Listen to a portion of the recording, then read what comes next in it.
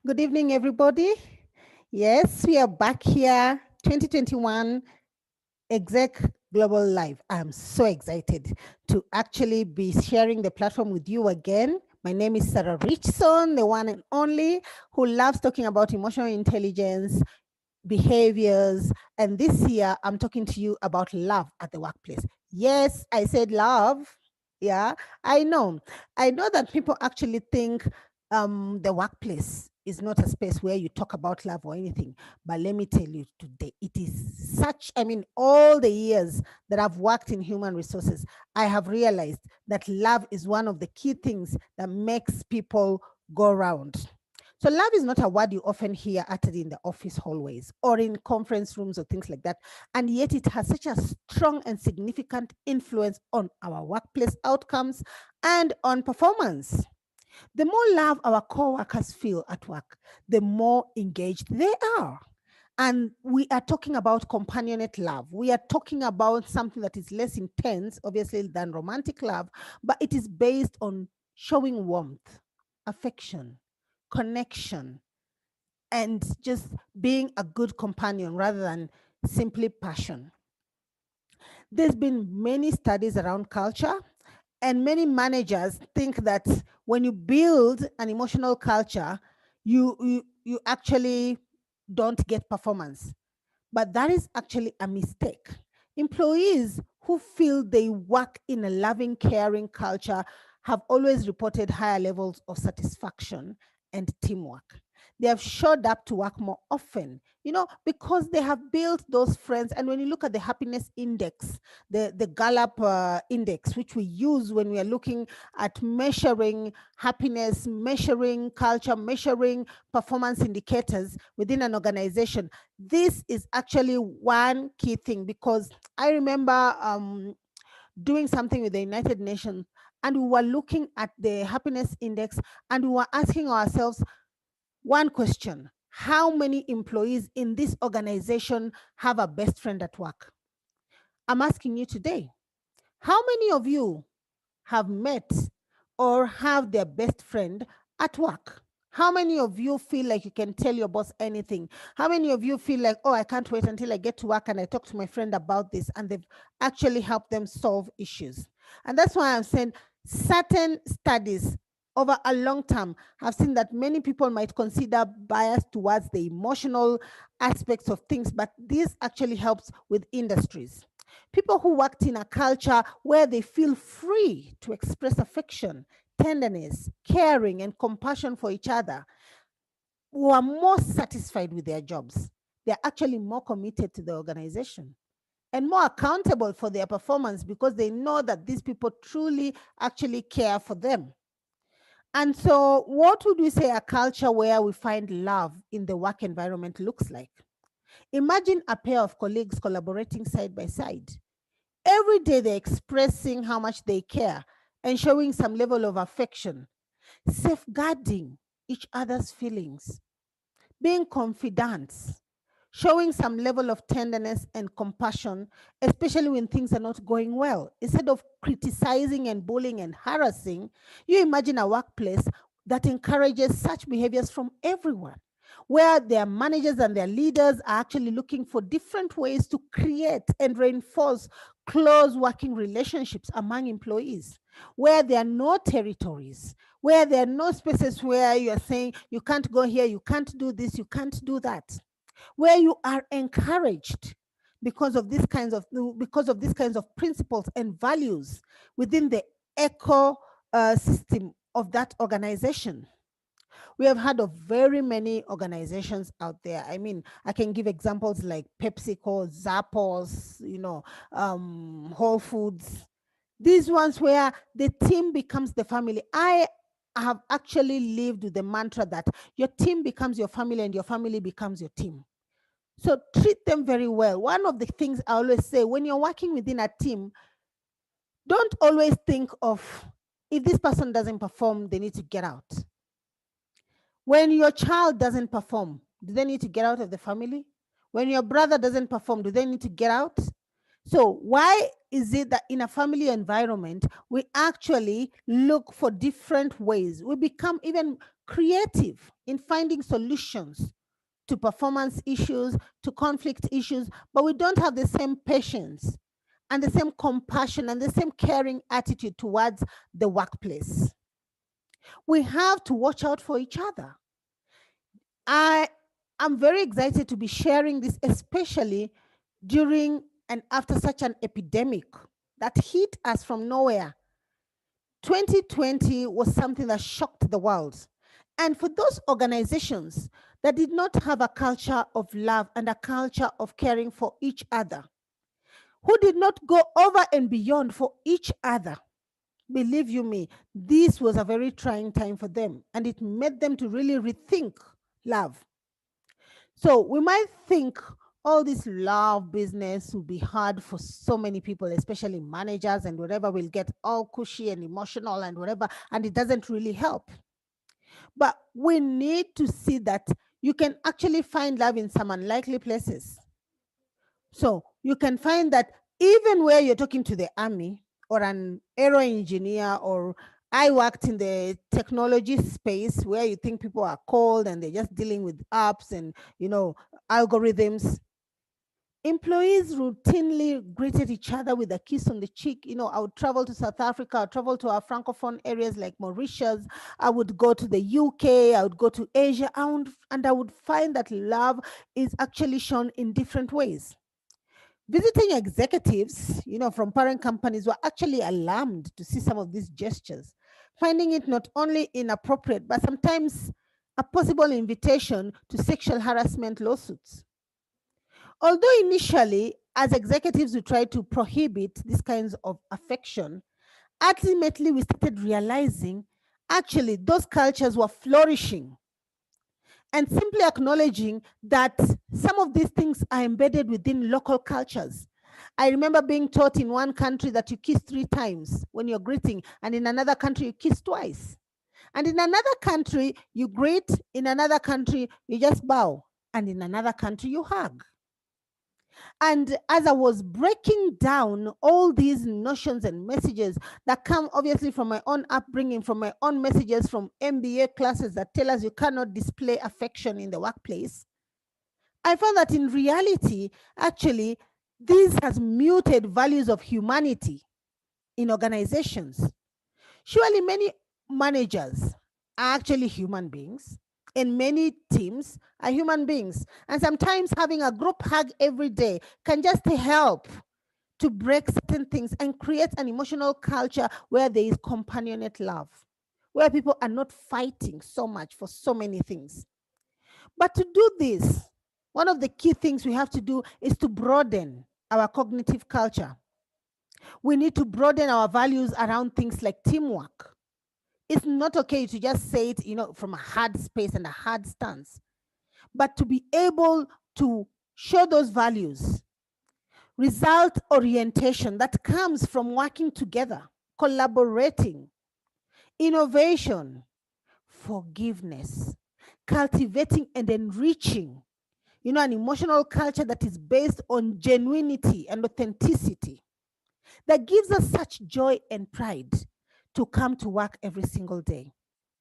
It creates a mood that has a cultural blueprint for any group and any organization. And it's important that within our company policies and practices, we can actually find a way to foster greater affection, care, compassion, and tenderness among our workers and groups. We need to be able, and I mean, I know in the African culture, I'm an African myself, when a member of an employee's family has passed away, it's almost offensive not to show compassion and to do something towards helping that employee. Some employees actually forego their own vacation to organize for emergency funds and to jump on a bus and accompany this employee to go and bury a loved one, or to go to a loved one's wedding, or to go and visit a sick person from their team. Just imagine this. You're working within a team, You laugh, you produce every day, you're giving your blood, sweat, and tears for this organization, and then one day you fall sick.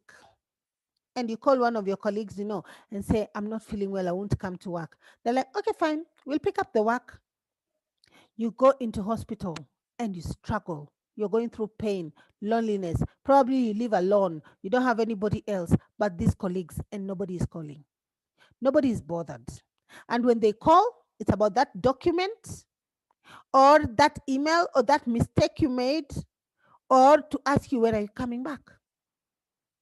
You're missing those small moments that a coworker could call you, come and visit you, give you a warm smile, send you a kind note or a text or a WhatsApp, give you a sympathetic ear day in, day out. I loved it when I saw one country where one of our country heads had lost their spouse, and they were going through a lot of mental health issues. And when I went there, because I arrived, it was a performance issue, a country performance issue. And so the CEO told me to fly down and check what's going on. And as soon as I arrived, from the receptionist to everybody else, I was being told about the changes in behavior with the country head. And when I told them, how about we utilize this time, instead of complaining about the performance, complaining about the behaviors, complaining about their lack of turning up to work, and show love. And I asked them, what is a practical way that we can show love in the workplace? And guess what they told me? They felt that the best thing is for two people to come together and do a potluck. They would do food, and among them, I was talking to a country that had over 80 people. And so we had 1.5 months covered with every single day, including Saturday and Sunday, where they could visit this person. And they said for the first week, she wouldn't even open the door, but they left a pot of food. They knocked, they said, we love you. They left a note, and they left a pot of food at the door. The third day, when she realized these people keep knocking and keep coming, although she did not open when they were there, the third set of food, she actually opened the door and picked it. The fourth day, she equally did the same. And for that week, she started picking the food because she needed it. She lacked the strength to cook, the strength to talk to anybody, the strength to express herself, the strength to perform. Performance is akin to your emotional space. An emotional space is a fuel for the organization and a fuel for the person to perform, because you can have the best jets and it can actually have the best pilots, but it will go nowhere without fuel. And so let us learn to be compassionate to each other, to encourage productivity, and to hold the hands of somebody else. Because in the second week of these employees doing this and sending this potluck and two people to just say, we love you, we are thinking about you, we are here. The second week, on the Monday, they knocked on the door to say that we are here and we are leaving some food. As they were bending down to leave the pot of food, she opened the door. There was no smile, but she opened the door. And, she told them, you can actually put it on the table. And they did. And with all due respect, they requested, could we sit? And they sat. She was silent for most of the time, answered 2 or 3 monologue, questions, and they left. But it was a breakthrough. Within 3 days in that second week, they were coming in and she was talking a bit more. She realized the healing that came with companionship. And she realized these people are going to love me through whatever mess I'm going through, whatever pain I'm going through. And so she continued. And by the end of that week, she could check some emails. She could respond to certain emails. And in the third week, she had begun working, although she was working from home. She showed up in the office on the fourth week. And they continued to show her love, continued to bring her food, continued to help her, carry her along when she was still feeling weak. Cut the long story short, she healed in the hands of her fellow employees, many of whom she had given jobs for the last 8 years, many of whom she had encouraged to perform. She had taught them, she had mentored them, she had coached them, she had been their leader, she had built the country, and she was falling apart, and they came through for her. Instead of complaining, love won the day. I remember when I was resigning and leaving that job, the biggest satisfaction, and I shared with my husband, this, it came through a Skype note on the last days of when I was living in the organization, and she just wrote, "You saved my life and you saved our country, and you taught me that love conquers all." And I knew what she meant. So I am saying love in the workplace is something extremely important that we shouldn't look away. So, what would love look like at work? A great writer, Riccardi, set out to answer that question. And he actually wrote about love and leadership. He was determined to look at love in the workplace. And he said that he found three things actually show up when love shows up. The first thing, and this was actually covered in a fantastic article by Forbes magazine, and it said the first thing that you see when there is love is intimacy.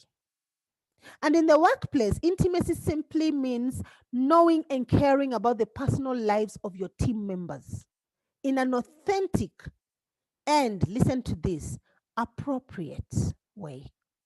And I'm sure we all can actually unpack the word appropriate in the most appropriate form and way. You can be intimate.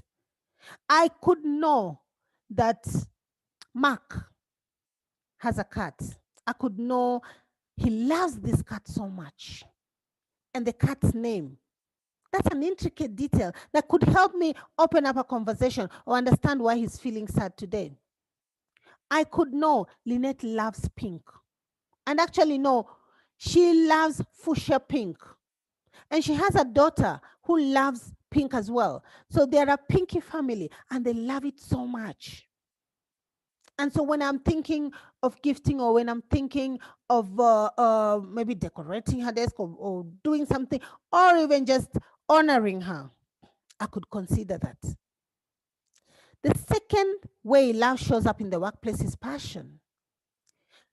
Riccardi says in his work that the positive energy people bring to their work and to their organization's mission and values, the passion of talking and being able to express yourself and how you feel about your organization and your work, even at home, even outside of work.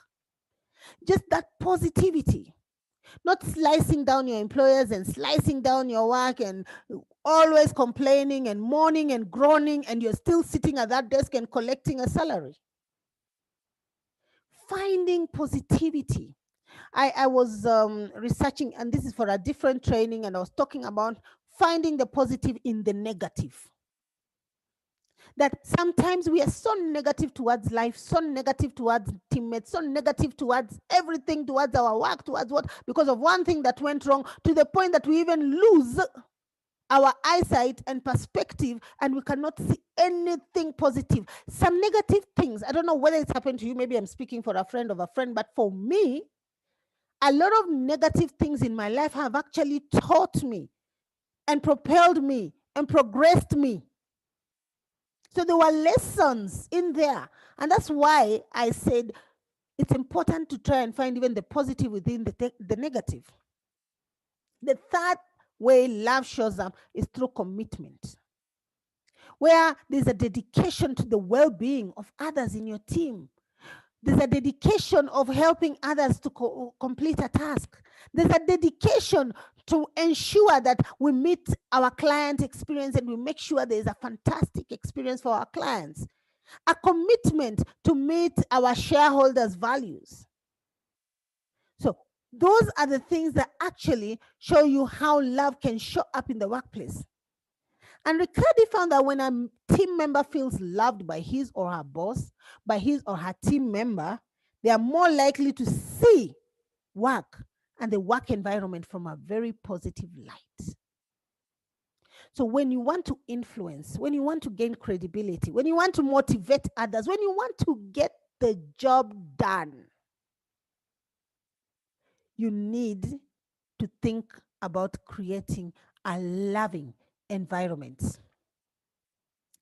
And I cannot complete this by thinking about appreciation.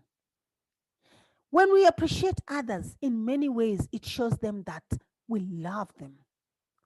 It's a form, and we've read some of the work around the five love languages by Gary Chapman. And when Chapman was looking at how people express and experience love, and he wrote his book on the love languages, there's many ways that this can actually also show up at work. And people can actually demonstrate this in the workplace. And one of the best ways for people to demonstrate this is to look at what he termed the five languages of love.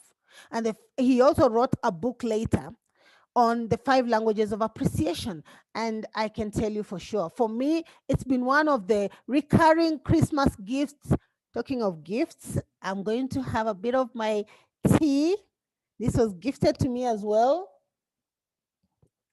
Thank you very much. When we talk, it's also very important to just clear the throat. But, oh, and I thank the person who actually gave me that cup. It has my picture, but the tea is not so hot. When it is, you see my picture. But let's talk about actually the five languages of appreciation. And one of them is gifts. People like things in order to feel appreciated. And I remember when I was trying to practice this language of love, which is also a language of appreciation in the workplace setting. And I was thinking, as a leader myself, how can I do this in the most appropriate way? With all these policies, and the right policy, you don't want to be caught up being seen as bribing, or being seen as, being inappropriate or whatever. So, back to what I'd said earlier about intimacy and knowing the little things. Sometimes they don't cost much, but they really can be appreciated by someone. Putting a name tag, gifting somebody some coaching time. I'm a certified coach, and so I learned how to be able to gift my time in that way. Today I do it. I even mentorship and everything. I gift people that kind of time. As I said, I used to travel a lot into different countries and whatever, and my personal assistant used to help so much in getting my tickets, getting everything ready, organizing the people I'll meet there and whatever, and just did an excellent job. And I knew her language of appreciation, how she loves to be appreciated is through gifts. And so when I would find nice local trinkets or local, locally made gifts that mean something to her, and I knew, because I like to know my team to a certain extent, I would definitely make sure that I come back with a gift and just say thank you. So, those are things that you can actually think about in terms of bringing an environment of love in the workplace. The second language is acts of service. And people say actions speak louder than words. Again, you can find different ways in which you can show acts of service. You can do an act. I used to tell my team, when somebody can't come to work because they're ill and they had an unfinished business or a phone call to make to a client, or a dashboard to complete and everything, you could do an act. You could, whether you're the leader, whether you're a colleague or whatever, you could do an act. Don't sit there and say, that's not my job, she's not here. Or you call clients and say, she's not here, she's gone on leave, she's coming back on Monday, so I can't do ABCD. An act of service, an action that speaks louder than words, can actually show companionate love in the workplace. For me, a clear story, I remember I had this young lady that one day when my husband and I were driving home, I just saw her. It was a simple, just split of a second. We were passing in the rain and she worked in my team. I never ever realized, one, she lives along the same route as mine. Second, she walks, whether it is rain, whether it's sunshine, whether it's what, she could not afford public transport. And I remember one day telling her off for coming late and this and that, and through another day, keeping her working late. And I didn't realize I'll be home in 10 minutes. And I know for a walk, it would take a very long walk. And then somebody whispered to me one day that she's pregnant. And I just told my husband, she will never. There's something about power distance in the African culture. And so I realized this lady would never come to me and ask for a lift. So what I had to do was just offer. It was my act of service. So the next day, when I saw her packing her bag to leave and everything, I told her, just as a chat and everything, oh, I saw actually you going down the same route as myself. Do you live down that route? I've seen you a few times and whatever. And she was like, yeah, I actually live 1 to 3 place. I wanted her to share from her own accord. I was like, do you mind if I give you a lift? Because I usually go straight home unless I'm not going straight home. But for the days I'm going straight home, would you mind if I give you a lift? And she looked at me sheepishly and everything. I knew, again, as I've told you, the power distance in the African culture. I said, I don't mind. I would actually love to, because it's a way of catching up with you and your work and everything. And she was like, okay. I showed her like she was doing me a favor by, accepting the lift. And for 2 good years, I gave her a lift. I left that organization a few years back, but I can tell you for sure she had another child. I've visited her. I have done my consulting work. She's always been an associate and everything, and we became good friends because she sat in our car and got a lift, an act of service. So, what are you going to do for a colleague? The third language of appreciation and love is words of affirmation. Using words to affirm others, being compassionate, telling them simple things like good job. You never know, maybe you're the only person who tells them good job, well done. Or let's start this conversation by me just affirming you. You're great. I value this, I value that. There's a book I read called I'll Have What She's Having. And in it, the author, Bobby Houston, really makes a powerful statement about just being able to tell somebody, oh, wow, what you're having is so great that I'll actually not even need a name for it. I'll just have what you're having. Affirming people. I'm a progressive coach, and so I know it's so, so important to move forward, and that motion is not progress. So when you affirm and give solutions and move a conversation forward, you actually help people to grow. I have a daughter whose love language is affirmation. And with the same love language and appreciation language is the same way you can hurt this person the most. So the people who love words and love affirmation, you can also really kill their spirits with the words that you use. And so in the workspace, let's just be mindful. I've spoken about mindfulness and emotional intelligence, about the words that we use. We could be breaking people down or building that culture and environment of love where we are affirming others, finding the good in others. For me, how I did this with my team, I used to have jazz, and we used to, if you've done something great, or I've observed something good, or somebody comes and whispers to me, hey, Sarah, so and so did this and did that, I don't have to wait until the end of the year or a performance conversation to tell you whether you're doing a good job or not. I would just write something handwritten, and I would pass by your desk and throw it in your cookie jar. So we used to call them cookies. And we loved, these sugar cubes and cookies and whatever, just nice words that were sweet. We were using these sweetened words to just make this person feel some level of affirmation. And every new year or every new employee, I had to make sure they had a jar by their desk. In fact, it became such a culture that people used to ask, okay, I've gotten my welcome pack when I've joined the organization, but why do I have a jar? It was a jar to enable others, your colleagues, the people that you supervise, and even your leaders to affirm you and for you to affirm them. And they don't have to be there or whatever. You don't have to put your name, or you can put your name and just affirm this person, open their jar and put it in.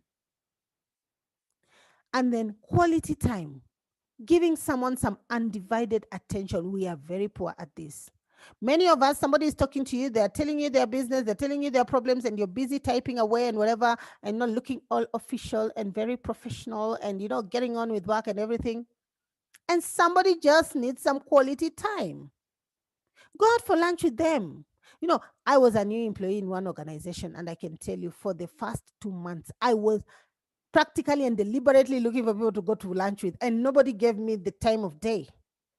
Thankfully, I was hired in the HR space, and that is the one thing. When I was asked by the CEO, the first thing that I want to change, I said it is this culture of not noticing and giving any quality time, especially to new people. We are shown the toilets, the washrooms. We are shown, where to put our biometrics, how to come in and how to go, and that was it. And I said, I will be the solution. And by the time I was leaving, we had so many groups where you could actually embed yourself, spend time with people, like minded people, and everything. I showed them the importance of just listening at the level 3 level of listening, having and giving undivided attention when people are talking to you. And it was amazing. And finally, physical touch in the most appropriate way. Just pat somebody on the back, or tell them good job, greet them, have a nice handshake, whatever it is that your culture allows and is appropriate. There's a way sometimes you can just appreciate somebody in a physical way. And as we look and we continue discussing about love in the workplace, I just want us to stop today and ask ourselves, how do we feel when we are working in an environment where we feel loved? Really and truly. How does that motivate our work? How does that motivate our performance? How does that touch on our results? Each one teach one. Each one, just choose one person to show some compassion and some love today. And we together are going to transform and change our workplaces. And I want to speak directly to assistants. What you do for your executives, what you do for the workplace. Some of you are the first face that people meet when they come into your organization or when they come to your executive's place. You're the first voice they hear on the phone before they interact with your executive. Show compassion. Get details. Know people. A level of intimacy. Show you care. Spread some love around. Wishing you a fantastic year. Good luck, and remember, love exists in the workplace. Sarah Richson, over and out. Thank you. Bye.